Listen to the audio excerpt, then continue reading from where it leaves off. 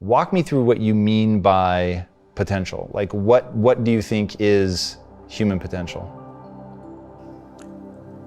Nature determined a certain compulsive, instinctive ways of functioning. You can act consciously. That means what you call as human potential is not of any kind of measurable limit.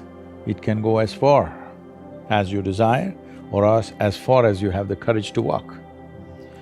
So when we say human potential, unleashing human potential, it is not about reaching the peak,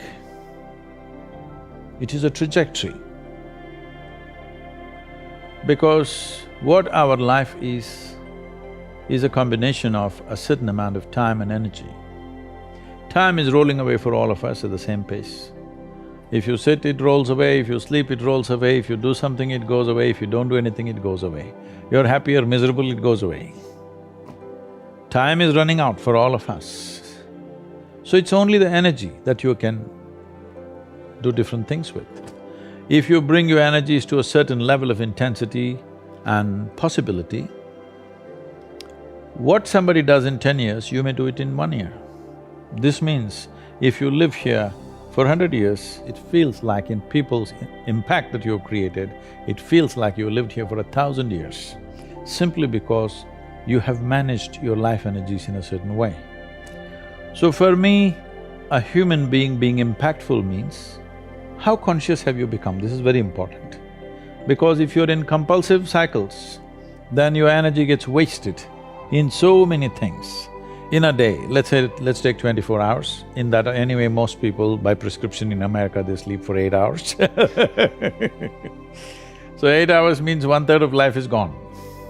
In the remaining 2/3 they have to eat, they have to, shower, bathroom, this, that, all this, another 2-3 hours gone. So literally 50% of life is gone, daily basis, just for basic maintenance of this life.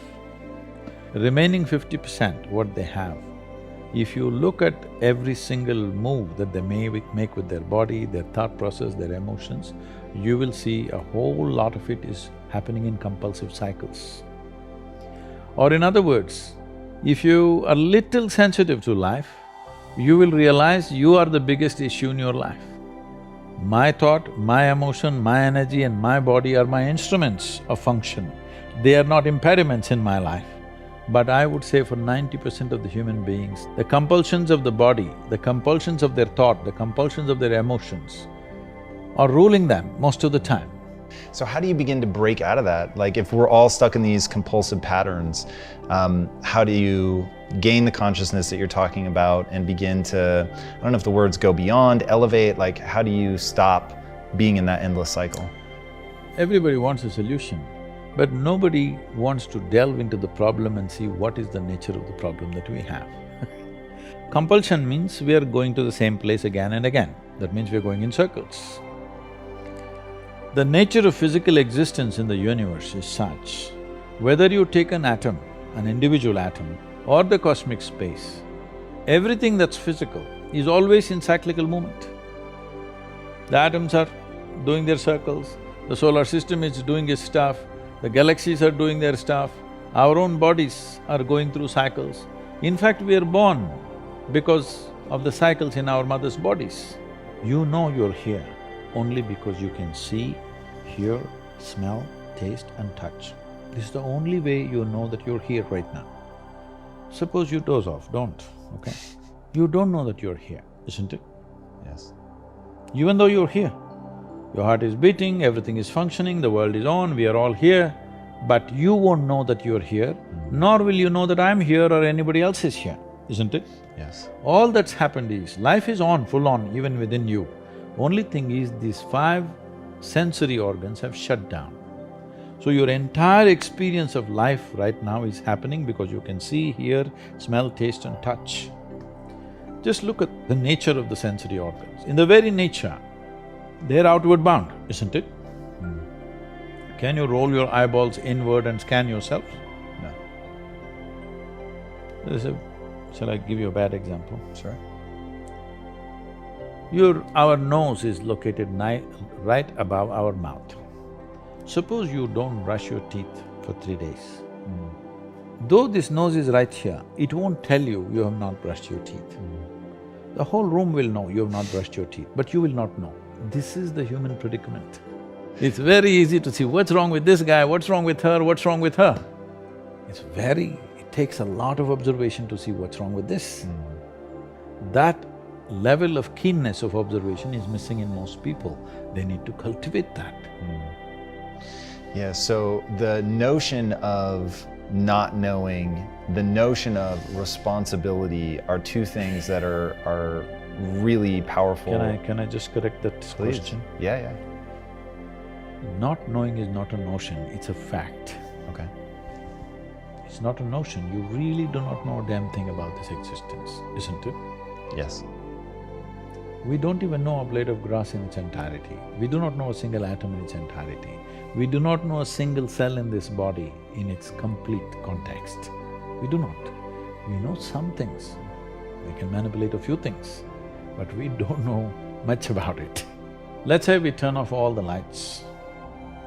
If the lights are on, you can whistle and just walk around wherever you want in this building. We'll turn off all the lights and make it pitch dark where you can't even see your own hand, like that. Now, every step that you take, will you take it in utmost alertness? Will you be fully awake or asleep? Fully awake. Fully awake. Why? Because you don't know where's the next step. Just to live like this. If you simply live like this, naturally you are on the highway to enlightenment. Everybody assume and believe because it's comfortable to simply believe something. The very word belief means this, that I have concretized assumptions of which I know nothing about. Either you know or you do not know, but you can't believe something all by yourself. So you need 100 people around you. That's why always believers are in groups, seekers are alone. Talk to me about a seeker. What is a seeker? Is that something useful to cultivate? You don't have to cultivate this. This is intrinsic to human intelligence. If you do not bullshit yourself, you don't have to teach seeking. You have to teach belief systems. You don't have to teach seeking. If you don't teach anything, everybody is a seeker. It is the nature of human intelligence, it naturally seeks. But people want to seek with the comfort of belief. They want to be in the belief system and then seek. This is like tying your boat to the pier and then rowing hard. See, pain is physiological, it's there. If there's no pain, most people would not even know how to protect themselves. See, just because there's no pain in this, see what all you have done to it.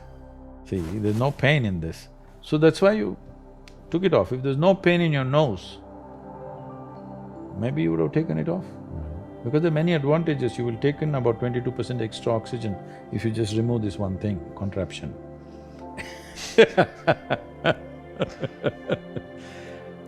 So pain is a good thing physically, because that is your preservation, self-preservation mechanism. But suffering is something that you do in your mind. So pain that happens in your body, you take it in your mind and multiply it 1,000 times or 1,000,000 times depending on how capable you are or how stupid you are, and suffer it 1,000,000 times over. Right now, most human beings are like this. What happened 10 years ago, they can still suffer. What may happen day after tomorrow, they already suffer. They are not suffering life, they think they're suffering life.